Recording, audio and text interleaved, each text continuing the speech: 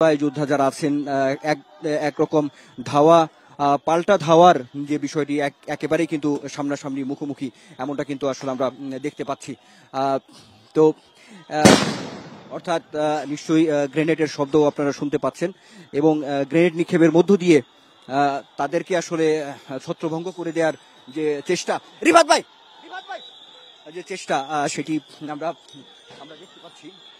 দেখতে পাচ্ছি নিশ্চয়ই ধাওয়া পাল্টা ধাওয়ার যে বিষয়টি সেটি আপনারা দেখতে পাচ্ছেন। অর্থাৎ পুলিশ সদস্য এখানে যারা আছে আইন শৃঙ্খলা রক্ষাকারী বাহিনীর সদস্যরা তারা তারা সামনের দিকে এগিয়ে যাচ্ছে এবং সেই সঙ্গে সাউন্ড গ্রেনেড নিক্ষেপের মধ্য দিয়ে যারা জুলাই যোদ্ধা যারা বিক্ষোভকারী যারা আছেন তাদেরকে আসলে ছত্রভঙ্গ করে দেয় এবং তাদেরকে পিছু হটানোর একটা প্রচেষ্টা আইন শৃঙ্খলা রক্ষাকারী বাহিনীর পক্ষ থেকে করা হচ্ছে, সেটিও আমরা কিন্তু দেখতে পাচ্ছি।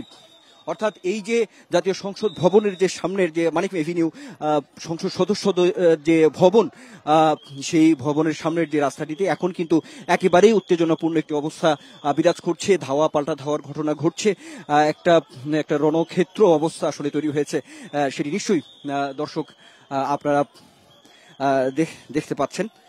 অর্থাৎ এই যে জুলাই সনদ স্বাক্ষরকে কেন্দ্র করে যে অনুষ্ঠান,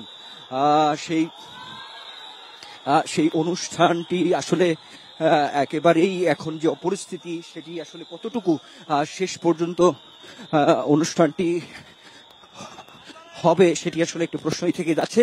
এবং আমরা দেখতে পাচ্ছি যে এখানে আইন শৃঙ্খলা রক্ষাকারী বাহিনী তারা কিন্তু ধাওয়া দিচ্ছে জুলাই যোদ্ধা যারা আছেন।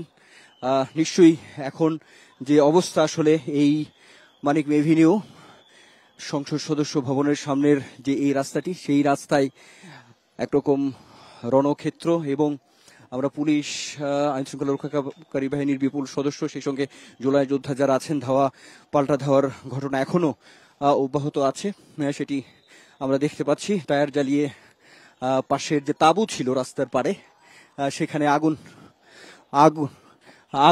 আগুন ধরিয়ে দিয়ে সেখানে